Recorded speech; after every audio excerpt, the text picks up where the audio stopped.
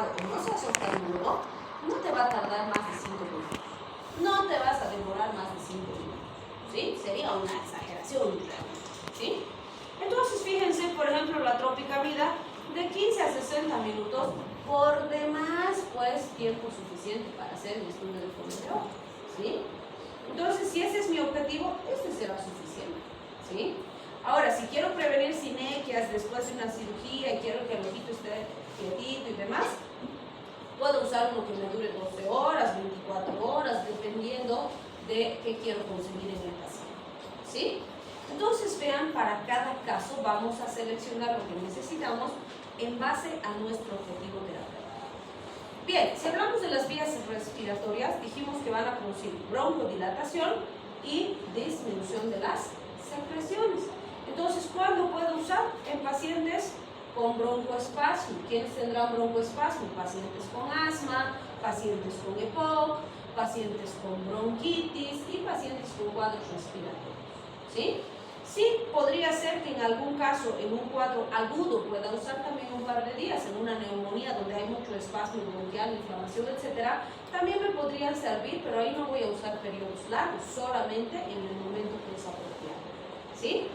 Entonces, fíjense, el bromuro de hipratropio, como dijimos, es uno de los más utilizados de este grupo. Acá nos dice, viene de 500 microgramos en vial y le puedo dar 3 a 4 veces al día. También vienen en inhaladores a dosis medidas, igual que los dispensadores para asma, ¿no? Donde voy a hacer el disparo del puff famoso. Entonces también puedo usar el puff y le voy a dar 1 a 2 puff, igual más o menos cada 6 horas, unas 4 veces al día. ¿Sí? El tiotropio, que es de la misma familia, ha empezado a reemplazar mucho al hipratropio por algunas razones importantes. Por ejemplo, las dosis que usas son más bajitas, se estiman 18 microgramos por dosis, y vamos a darle cada 24 horas, vale decir, en vez de darle 4 veces al día, voy a necesitar darle 1 vez al día a mi paciente y va a estar bien controlado. Entonces es mucho más fácil para el paciente cumplir. Sin embargo, una desventaja importante es el costo, ¿sí? Dicen que es muchísimo más caro que el hipratropio, pero una gran ventaja del tiotropio es que tiene menos efecto cardíaco. Entonces, si mi paciente tiene EPOC y además es cardiópata, es mucho mejor el tiotropio que el hipratropio. ¿Sí? Bien, también tenemos en afecciones de las vías urinarias, como habíamos mencionado antes, ¿qué efecto vamos a conseguir? Relajar el detrusor y contraer los esfínteres. Entonces, ¿qué vamos a obtener? Mejor continencia urinaria. ¿Cuándo me va a servir? En pacientes con incontinencia. Pueden ser incontinencias por cistitis, porque ya es viejito el paciente, porque tiene un descenso vesical. O sea, en esas situaciones me va a servir para evitar las pérdidas urinarias en momentos no apropiados. ¿Sí? Entonces puedo usar oxybutinina, 10 miligramos por día, o si son pacientitos pediátricos, de 0.1 a 0.4 miligramos por kilogramo día. Aquí un punto bien importante, siempre les digo esto en este punto, ¿por qué? Si es un pacientito adulto mayor, es una pacientita mayorcita que ha tenido bastantes hijos, está con su descenso vesical, etc., sé perfectamente por qué se está produciendo la incontinencia, ¿sí? Entonces voy a usar el fármaco, pero no se olviden que será importante también fortalecer el piso de la pelvis para mantener la eficacia terapéutica. Porque si el fármaco nomás está ahí intentando batallar y cumplir la función, no va a ser suficiente, va a fracasar en algún momento, ¿sí? Ahora, si fuera un paciente pediátrico, ojo, y muy importante, tienen que investigar bien qué es lo que está pasando con ese paciente pediátrico. Si es un pacientito niño o niña que ya controlaba esfínteres, ya no estaba utilizando pañalito y de repente ha empezado a orinarse en la cama, o ha empezado a tener pérdidas urinarias, a relajar esfínteres en situaciones no apropiadas, tenemos que siempre sospechar que hay violencia de trasfondo, ¿sí? Puede ser violencia familiar, puede ser violencia sexual, algo le ha pasado a esa criatura para que empiece a relajar esfínteres. No es normal, de ninguna manera, ¿sí? Ni la enuresis ni la relajación de esfínteres en momentos no apropiados es normal en un niño o una niña que ya controlaba sus esfínteres, ¿sí? Entonces, no les digo que ustedes van a ser de detectives y que van a ir a investigar a la casa a los papás, no, porque no es nuestra función. Pero nuestra obligación, si nosotros vemos un caso de esos, es reportar a las autoridades pertinentes. Tenemos Defensoría de la Niñez, tenemos la FEC, tenemos otras autoridades en el hospital, servicio social y demás que se encargan de este tipo de situaciones, ¿sí? ¿Y por qué les digo eso? Con todo lo que vemos hoy en día en la sociedad, ese puede ser el único escape de la niñez ahorita, ¿sí? Y si no hacemos algo nosotros ahí, probablemente después nos enteremos cuando esa persona ya no exista, porque la han asesinado, o porque le han hecho algo peor, o porque realmente ha pasado algo mucho más complejo, ¿sí? Entonces, no se olviden que esas cosas son importantes y nos van a tocar. Y si nosotros somos o nos mantenemos al margen, nos convertimos en cómplices, ¿sí? Porque si ha llegado su paciente, es también responsabilidad suya cuidar su integridad, ¿sí? Entonces, no se olviden esa parte de los niños, principalmente, es muy importante mantenerla, ¿sí? Bien. Cuando hablamos entonces de las intoxicaciones por colinérgicos, y de hecho con esto vamos a trabajar caso clínico para nuestra parte práctica, no se olviden que dijimos intoxicaciones por carbonatos, órganos fosforados, inhibidores de colinesterasa, el antídoto es la atropina, ¿sí? ¿Cierto? Y la atropina es un anticolinérgico. Pero les pregunto, si el órgano fosforado ha venido a inhibir a la acetilcolinesterasa y la está bloqueando, y la atropina es un anticolinérgico, ¿por qué sería su antídoto? ¿Qué va a hacer la atropina con ese tóxico? ¿Qué va a hacer con el órgano fosforado que está bloqueando a la enzima? ¿Va a hacer algo? ¿Qué ha pasado? ¿Están con la planta del día? ¿Están tristes porque ha fallecido el papá? Ayer me han dicho, ¿está fallecido el papá? ¿Qué dice? No hace nada con el tóxico. La atropina está yendo a bloquear el receptor de acetilcolina. ¿Y el tóxico está haciendo algo con la acetilcolina? No. ¿Con su receptor? Tampoco. ¿Qué está haciendo? Bloqueando la enzima. ¿Y la atropina va a ir a separar al tóxico de la enzima? No. Entonces, vean, en realidad la atropina no es un antídoto para el inhibidor de colinesterasa. Es un antídoto para la intoxicación por acetilcolina que ha generado ese inhibidor de la colinesterasa. Porque el inhibidor de la colinesterasa, ¿qué ha hecho? ¡Pum! Bloquea la enzima. ¿Qué ha pasado con la acetilcolina del paciente? Está estimulando su receptor como loca, ¿sí? ¿Cuál es el problema? La acetilcolina. ¿Quién está intoxicando al paciente? La acetilcolina, su propia acetilcolina. Y cuando le doy atropina, ¿qué hago? ¡Pim!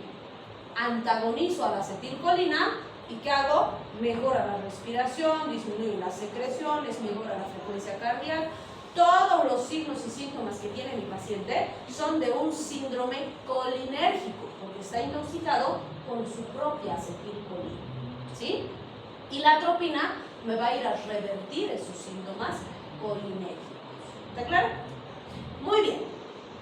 Le puedo dar de 1 a 5 miligramos cada 5 a 20 minutos. ¿A qué se refiere eso? Si yo te digo, dale tratamiento al paciente intoxicado con acetilcolina y tú sabes esta información, ¿cuánto le darías? ¿Cuánto le darías?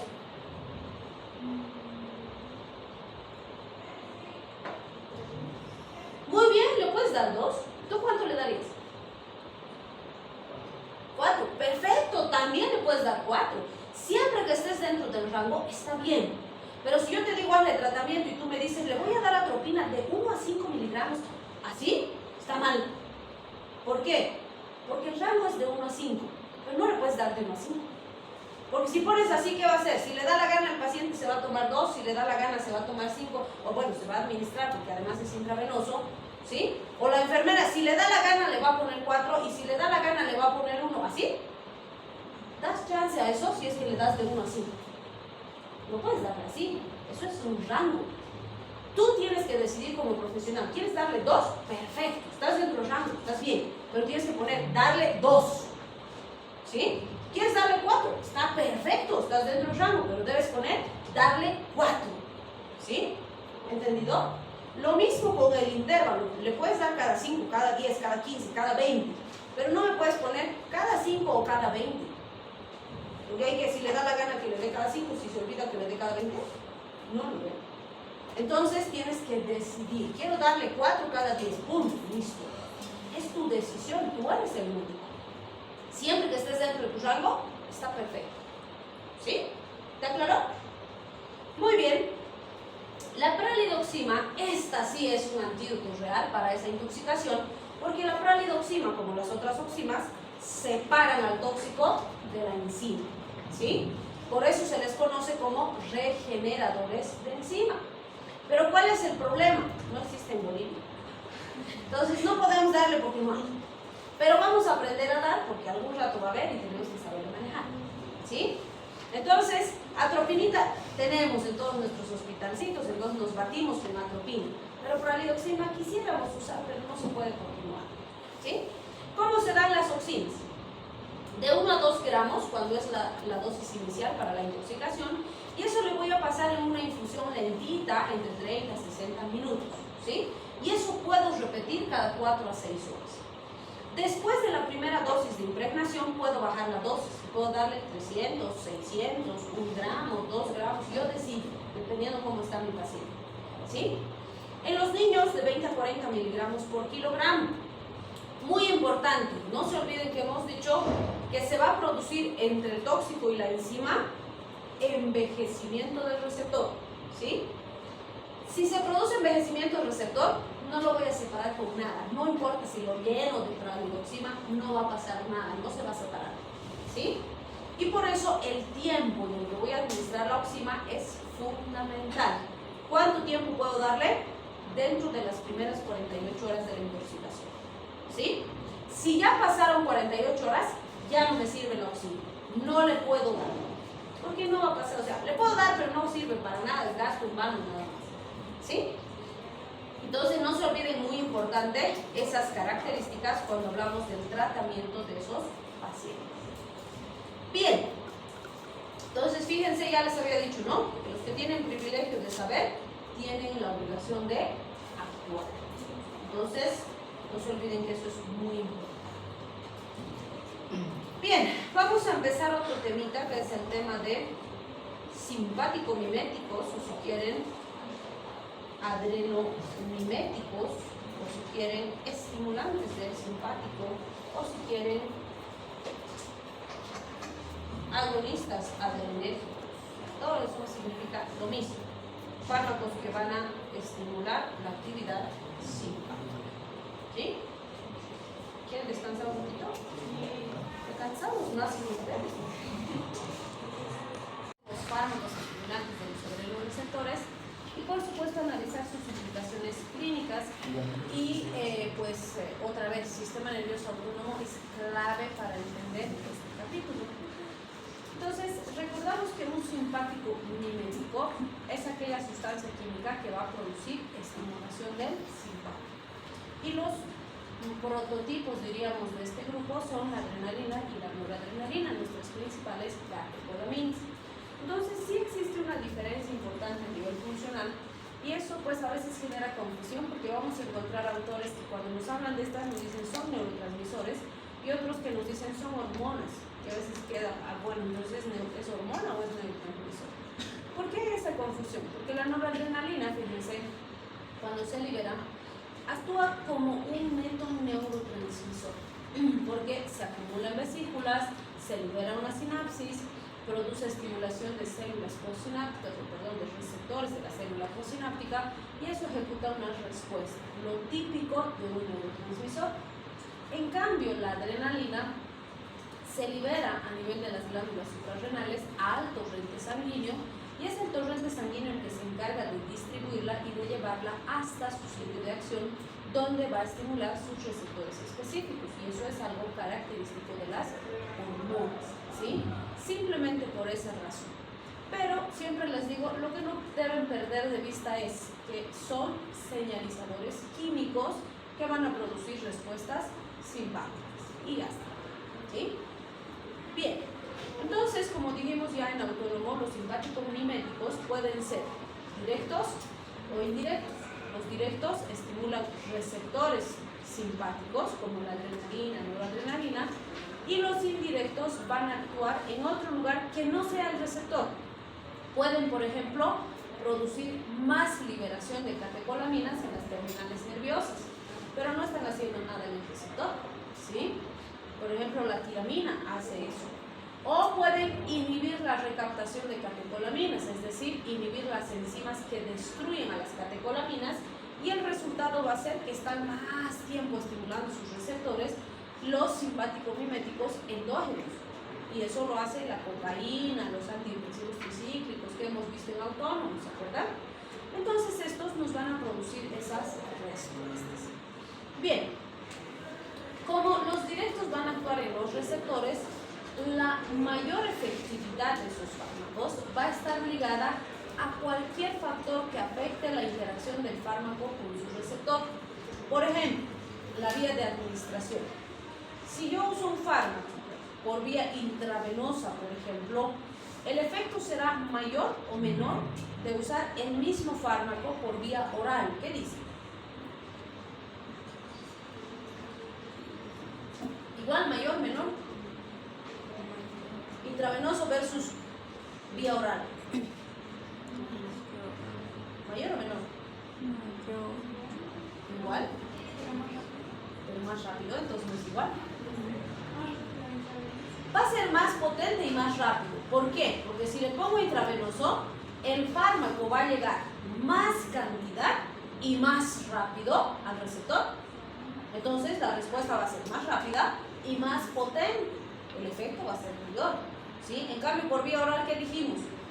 Va a tardar porque tiene que ir, distribuirse, la sangre lo va a tener que llevar. Y además en ese proceso de pasar de un compartimiento a otro, se va a perder fármaco, pues, y no va a llegar la misma cantidad. ¿Se dan cuenta? Entonces, cualquier situación que afecte esa interacción del fármaco con su receptor va a afectar el efecto. Entonces, otro factor importante será la afinidad del fármaco por el subtipo de receptor específico o la expresión de los receptores en el tejido efector. Entonces, todos estos tienen relación con la interacción del fármaco con el receptor, ¿sí? En cambio, si hablamos de los fármacos de acción indirecta, vamos a ver que de estos, o para que estos se mantengan eficaces y su efecto sea el máximo, la actividad simpática debe ser buena, el almacenamiento debe ser correcto y la emisión del neurotransmisor debe estar funcionando perfectamente, ¿sí? ¿Qué quiere decir eso? La actividad endógena del neurotransmisor debe estar funcionando bien. Por ejemplo, digamos que ustedes le han dado al paciente un fármaco que hace que se libere el neurotransmisor y el fármaco va y estimula más liberación, pero resulta que no hay neurotransmisor almacenado. ¿Servirá el fármaco que le han dado? No va a servir. Es como que ahorita yo agarro y te digo, anda a comprar gasolina, y vos vas con tu platita, si no, llegas y no hay gasolina. ¿Vas a poder comprar? No, aunque tengas platita, pues no vas a poder comprar. ¿Se dan cuenta? Entonces, para que esto funcione, tiene que haber neurotransmisor, se tiene que liberar neurotransmisor. No me interesa aquí la interacción del fármaco con su receptor, sino que la maquinaria endógena esté funcionando bien, ¿sí? Muy bien. Esto ya sabemos de autónomo. Sabemos que la localización de cada receptor es diferente. Hay subtipos de receptores. Tenemos los alfa, como los alfa 1, los alfa 2 y sus subgrupos. Los beta, que hay beta 1, beta 2, beta 3 y sus subgrupos. Los dopa, que tenemos dopa 1 y dopa 2. En realidad sabemos que hay dopa 1, 2, 3, 4 y 5, ¿cierto? Pero hemos dicho, cuando hablamos del efecto, decimos dopa 1 y dopa 2. ¿Por qué? Porque si sé estos dos, sé los demás. Hemos dicho dopa 1 y dopa 5, misma distribución, mismo efecto. Dopa 2, 3 y 4, también. Entonces, si sé estos dos, sé todos los demás. ¿Sí? Bien. Esto también ya sabemos de autónomo, ¿verdad? Alfa 1 trabaja con GQ, alfa 2 con GI, todos los beta con GS. Ya sabemos de autónomo. Dopa 1, dopa 5, ahí está, ambos con GS, dopa 2, 3 y 4 con GI. Eso también ya sabemos de autónomo. Aquí sí nos vamos a detener un poquito. No es lo único que pasa con el sistema simpático. pero sí son los elementos básicos que ustedes tienen que saber, ¿vale? Es decir, de todo lo que es activación simpática, lo mínimo que tienen que dominar es esto, pues, ¿sí? Si saben más, belleza, pero menos no pueden saber menos que esto, porque si no, no saben, pues, ¿sí? Entonces, recordamos esto porque ahí vamos a actuar con los fármacos. Entonces, fíjense, alfa 1 tiene principal distribución en músculo liso vascular inervado, donde produce contracción. Y sí, lo primero que pienso cuando digo vaso sanguíneo simpático, ¡pum!, contracción. ¿Sí? En músculo dilatador de la pupila produce contracción. ¿Cuál sería el efecto? En ojo. Midriasis. Acuérdense, es simpático. ¿Sí? ¿Por qué les enfatizo esto? Porque a veces ven contracción y dicen, ah, contracción, miosis. Pero no, es contracción del músculo dilatador. ¿Sí? Si se contrae el dilatador, midriasis. Además, acuérdense, simpático es midriasis, el parasimpático es miosis. ¿Sí? Entonces no se confunden. En el músculo liso pilomotor favorece la piloerección, hemos dicho, propia del simpático. ¿Sí? En la próstata favorece la contracción y en el corazón aumenta la fuerza de contracción. Pero fíjense aquí algo importante que aplica para otras localizaciones también. Alfa 1 predomina en corazón.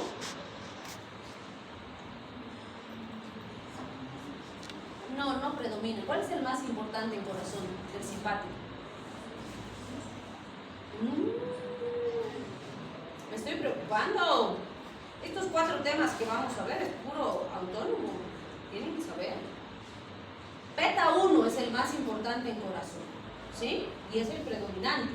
Pero estos alfa refuerzan el efecto de beta 1. ¿Qué hace beta 1? Aumenta la fuerza de contracción. Alfa lo refuerza.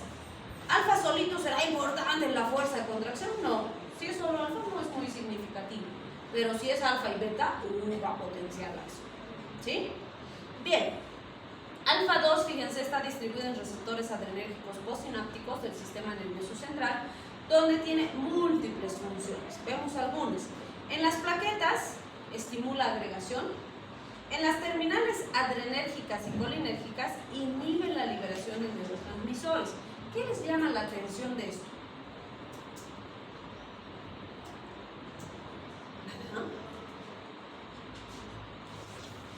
Adrenérgicas son del simpático, colinérgicas son del parasimpático. Y en las dos inhibe la liberación. ¿Por qué?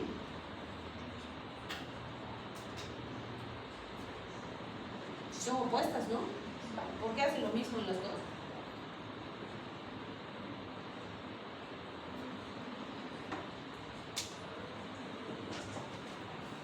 Fíjense, en las adrenérgicas, que son de su mismo sistema, ejerce regulación por retroalimentación negativa. Y dice, ok, ya tenemos suficientes respuestas simpáticas adrenérgicas, dejen de liberar neurotransmisores. ¿Sí? Entonces, cuando ya hay suficiente activación simpática, las inhibe. En cambio, con las colinérgicas lo hace por antagonismo fisiológico. Y dice, estoy trabajando yo simpático, parasimpático, tranquilo, no produzcas nada. ¿Sí? Necesito efecto simpático. Entonces es por antagonismo fisiológico. Se va a producir cada uno en el momento en que el organismo lo necesita. ¿Sí? Bien. En algunos músculos vasculares va a producir contracción. Aquí otra vez aplicamos. Alfa 2 no es predominante de vasos sanguíneos. ¿Sí? Hay más alfa 1 que alfa 2. Pero si está alfa 1 y alfa 2, la vasoconstricción va a ser mucho más potente. ¿Y qué implica eso? Que tengamos más respuestas reflejas. ¿Se acuerdan que era la respuesta refleja? Hemos visto en autónomo, ¿sí? Entonces, cuando están los dos, hay muchas respuestas reflejas y hay que tener cuidado con las respuestas reflejas. En cambio, cuando es solo alfa 1, no hay muchas respuestas reflejas y el paciente tolera mejor, ¿sí? En los lipocitos, inhibe la lipólisis. Ahí está, beta 1, predomina en corazón y en las células glomerulares del riñón. No estamos diciendo que es el único lugar donde hay beta 1, no. Solo son los lugares donde hay predominancia y es más importante el efecto beta 1. ¿Sí? Entonces, ¿qué va a producir? Aumento de la fuerza y frecuencia de contracción, que como hemos dicho, alfa va a reforzar. En las células extraglomerulares va a activar el sistema renina-angiotensina aldosterona. ¿Qué va a hacer? Subir la presión arterial, todos característicos del simpático. Beta 2, y esto es bien interesante y bien importante, fíjense, predomina en músculo liso respiratorio, que eso sabemos, en uterino y en vascular. Y en esos sitios promueve relajación del músculo liso. En el pulmón no hay donde perderlo, sabemos, simpático, ¡pum!, broncodilatación, ¿cierto? Pero en útero, ¿qué producirá?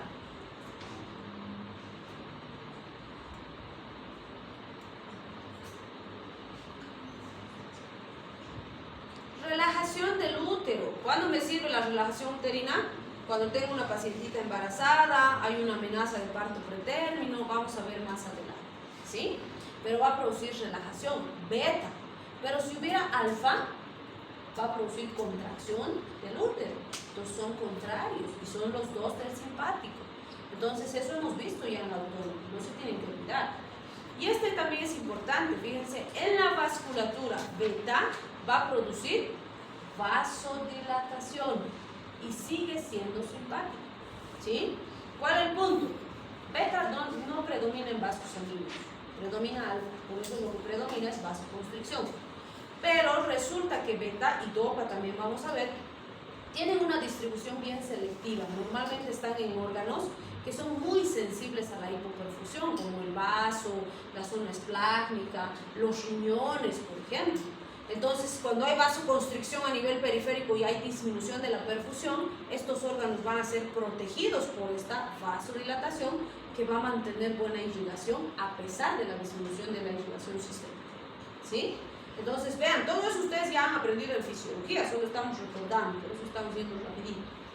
En músculo esquelético promueve la captación de potasio, en el hígado activa la glucogenólisis y fíjense, beta 3 en lipocitos activa la lipólisis y aquí hemos dicho alfa 2 inhibe la lipólisis, otra vez contrarios, pero los dos son simpáticos. Ahí está dopa 1 en músculo liso, vasodilatación, sobre todo a nivel renal, y dopa 2 en terminales nerviosas regula la emisión de neurotransmisores en base a las necesidades. De hecho, van a ver cuando hablemos de fármacos dopaminérgicos, puede haber efecto dopa, efecto beta, efecto alfa, con dopamina, dependiendo de las dosis que utilicemos, ¿sí? Bien, acá nos da dos conceptos importantes que en realidad ya los conocemos porque los hemos visto en generalidades, pero acá nos cambia el término y no nos vamos a dejar confundir porque es exactamente lo mismo, solamente que le ha cambiado el nombre. Fíjense, me dice, puede haber desensibilización homóloga cuando hay pérdida de sensibilidad de un receptor que sea expuesto a un agonista específico. Y puede haber desensibilización heteróloga cuando hay pérdida de sensibilidad de un receptor que no ha sido activado por el mismo agonista. Vale decir, nosotros hemos conocido estos dos conceptos como tolerancia y tolerancia cruzada. ¿Se acuerdan?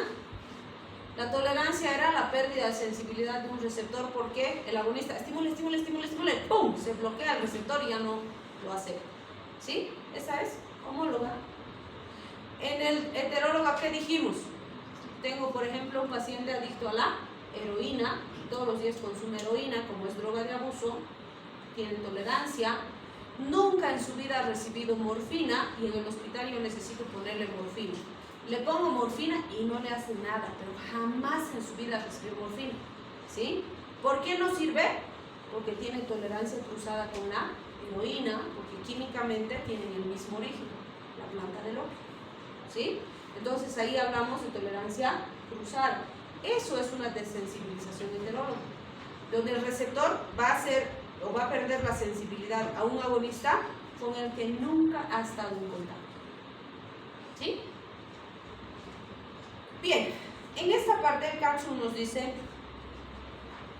todos los simpático-miméticos derivan de la feniletilamina. Esa es la molécula original.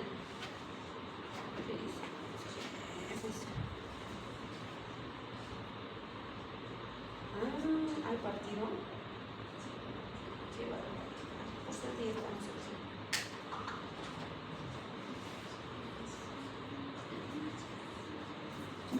Bien, entonces fíjense, La feniletilamina tiene esta estructura básica, ¿no? Tiene un anillo bencénico, que es un anillo cíclico cerrado, tiene una cadena lateral donde tiene carbonos alfa, carbonos beta y tiene un grupo amino terminal. Además, esa estructura cíclica cerrada tiene grupos oxidrilos.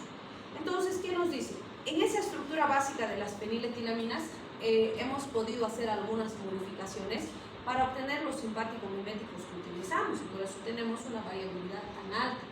Entonces nos dice, tenemos que analizar algunas de esas características para entender el impacto de esos cambios. Y nos dice, lo primero que se ha probado en experimentación es la sustitución del grupo amino.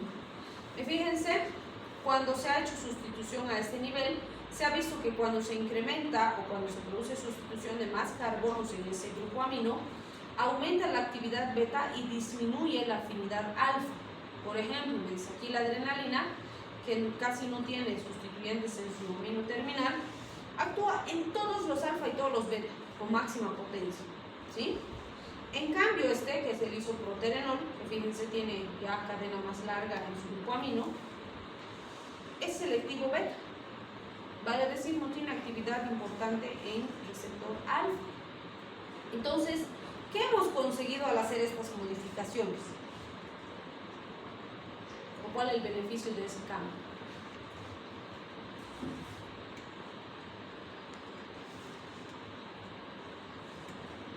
De verdad están involucrando. ¿Qué ha pasado?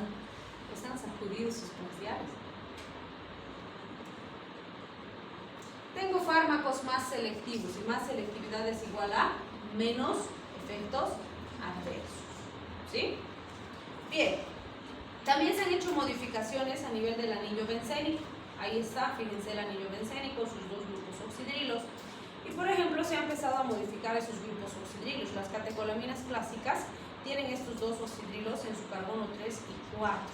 Y cuando están presentes estos dos, tienen máxima actividad en los alfa, máxima actividad en los beta. ¿Sí? Entonces acá, fíjense, me dice, cuando le hemos quitado un oxidrilo a la molécula y hemos dejado un solo, como en la fenilefrina, hemos disminuido la potencia del fármaco. Les pregunto, ¿este fármaco que es menos potente es mejor o peor?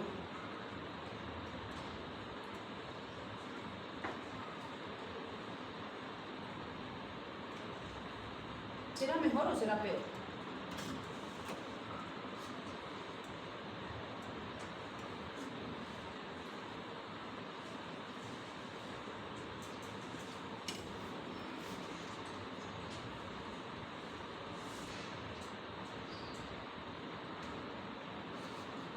¿Verdad? Me preocupa, no sé qué voy a hacer con ustedes.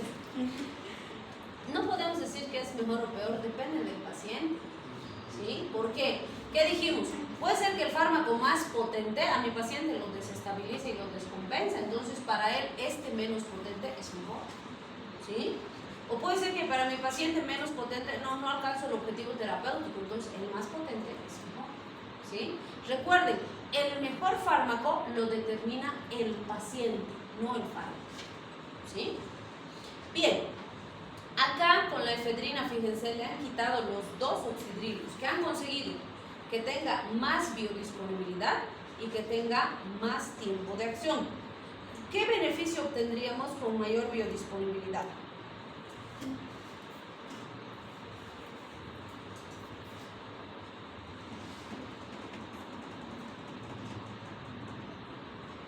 ¿Qué dice?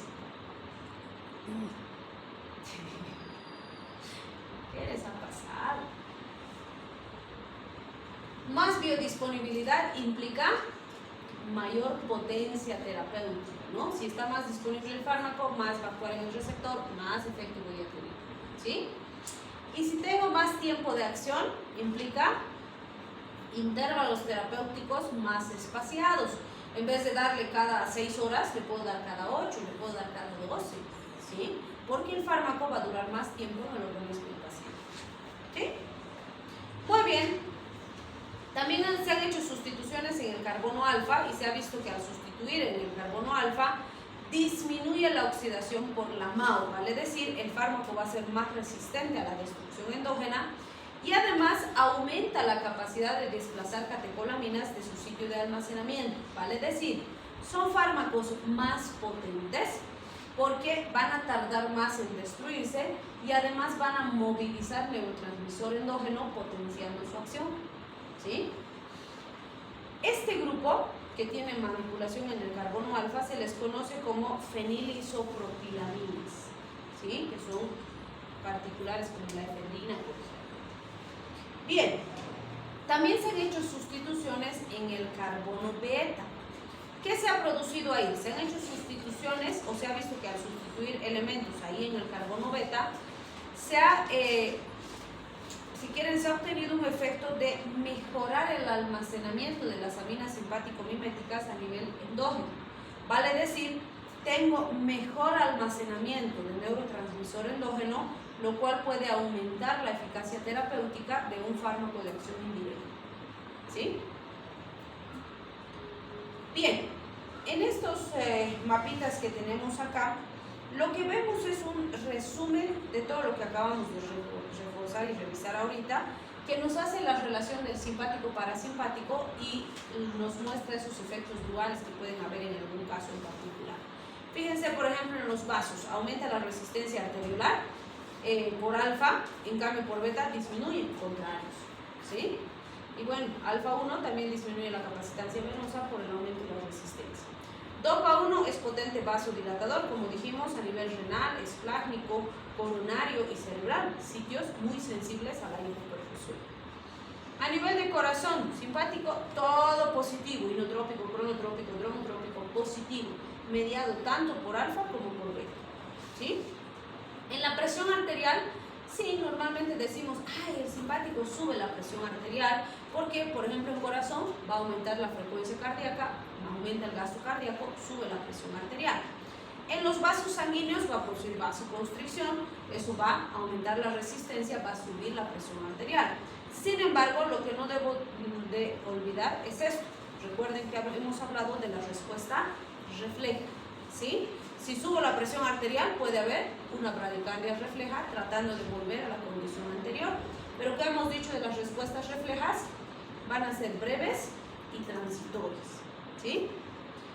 El efecto en los receptores beta, como es de vasodilatación, puede contrarrestar. Entonces, fíjense, me dice, beta en corazón aumenta la frecuencia cardíaca y la fuerza de contracción, pero beta en vasos sanguíneos produce vasodilatación. Entonces, ¿qué vamos a tener como efecto final? Aumento de la presión sistólica por este primer efecto, pero con disminución de la resistencia periférica que puede bajar parcialmente la presión diastólica. Pero en general lo que va a predominar es el aumento de la sistólica, ¿sí?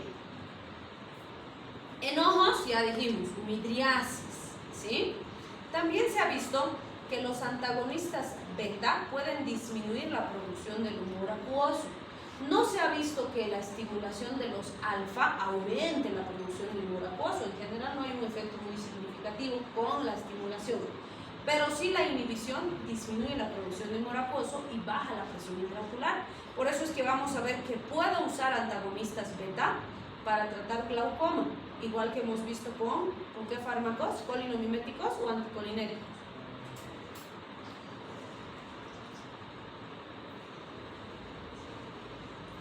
¿Cuáles?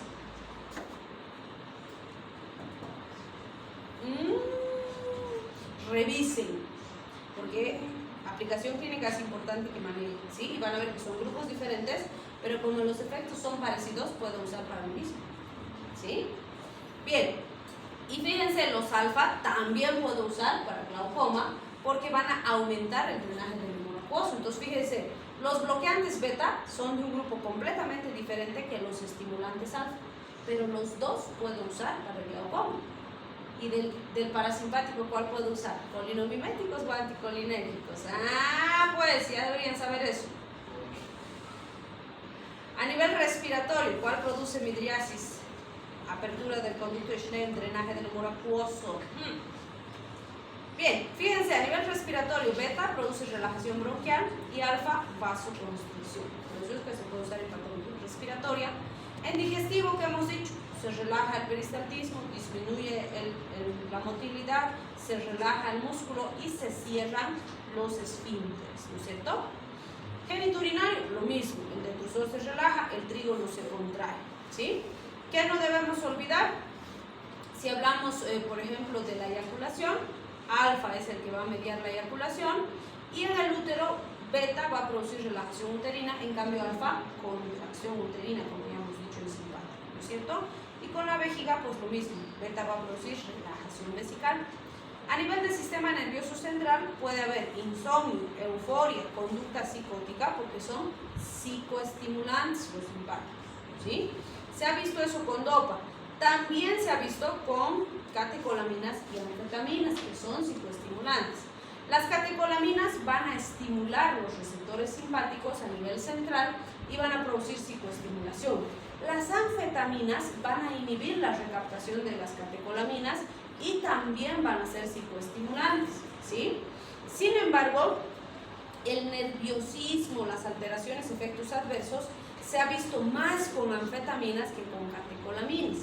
Y fíjense, las anfetaminas, no se olviden que son primas hermanas de las metanfetaminas. Y las metanfetaminas son drogas de abuso muy peligrosas. Pero las anfetaminas son simpático-miméticas, ¿sí? Entonces vamos a ver también.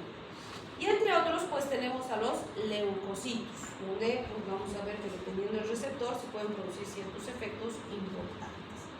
Bien, en las glándulas endocrinas, fíjense, hay poca estimulación salival. Como dijimos, lo esperable del simpático es que todo se seque, que haya poca saliva, que no haya muchas lágrimas y demás. Pero hemos dicho, eccrinas y apócrinas en palmas de las manos y plantas de los pies pueden aumentar su producción. Por eso es que cuando estamos nerviosos, ansiosos, se activa el simpático, las manos van a estar frías y húmedas. Y lo mismo pasa con los pies, dijimos, pero no lo percibimos por los calzados, ¿sí? Esto es un resumen de los elementos metabólicos que hemos dicho que pueden ser contrarios y que debemos recordarlos muy bien. Por ejemplo, fíjense, beta 3 hemos dicho estimula la lipólisis, alfa 2 la inhibe, ¿sí? Beta y alfa activan la glucogenólisis a nivel hepático, beta 2 aumenta la captación de potasio por las células. Aquí otra vez los contrarios, beta 2 aumenta la liberación de insulina, alfa 2 inhibe la liberación de insulina. Beta aumenta la secreción de renina, alfa inhibe la liberación de renina. Entonces ahí tenemos, todos son simpáticos, pero tienen acciones contrarias. Entonces, dependiendo de qué estoy buscando en mi paciente, veré de ser más selectivo con un fármaco o con otro fármaco en particular, ¿sí? Muy bien. Cuando hablamos de intoxicaciones por simpático-miméticos, ¿qué esperamos en el paciente? Un exceso de los efectos simpáticos y de hecho los sistemas más afectados son el sistema cardiovascular y el sistema nervioso del paciente. No quiere decir que solo ahí vamos a tener efectos, no, pero van a ser los más intensos y los más afectados, ¿sí? Entonces, fíjense, puede haber un aumento de la presión arterial muy peligrosa que se puede asociar a hemorragias cerebrales, inclusive a edemas pulmonares. Pueden haber anginas de pecho, infartos agudos de miocardio, arritmias, hiperexcitabilidad a nivel central, el paciente va a estar ansioso, nervioso, etc. Y puede llegar a convulsionar, ¿sí? Muy bien. Hasta ahí tendríamos entonces toda la parte general de este tema y a partir de aquí vamos a empezar a ver los fármacos específicos. Entonces, vamos a empezar con la adrenalina y la noradrenalina, ¿sí? Que son los simpáticos miméticos por excelencia, prototipos de este grupo farmacológico. ¿Quieren descansar un poquito? Sí. Pues adrenalina y noradrenalina son agonistas alfa beta. Son simpáticos miméticos no selectivos, son fármacos muy potentes, pero con muchos efectos adversos justamente por su falta de selectividad. Evidentemente, entre ese gran efecto en todos los alfa, todos los beta, hay elementos o efectos predominantes. Por ejemplo, uno de los que va a predominar es la vasoconstricción, que va a estar mediada tanto por la acción alfa 1 como 2 a nivel postsináptico. También hay un gran efecto de disminución de la liberación de noradrenalina mediado por alfa 2 a nivel presináptico. Entonces, fíjense, también inhibe la liberación del neurotransmisor. También predomina el efecto cronotrópico positivo mediado por beta 1 la vasodilatación arteriolar y la broncodilatación y la glucogenólisis mediados por beta 2. Entonces, fíjense, hay varios efectos que se pueden producir y tenemos simpático-miméticos para administración intravenosa, inhalatoria y tópica, inclusive, dependiendo de para qué vamos a utilizar. ¿Sí? Entonces, vamos a ver algunas de sus aplicaciones, no todas, pero sí algunas de las más importantes en situaciones de urgencias, emergencias y demás. Bien, vamos a quedar acá porque esto sí lo tenemos que empezar con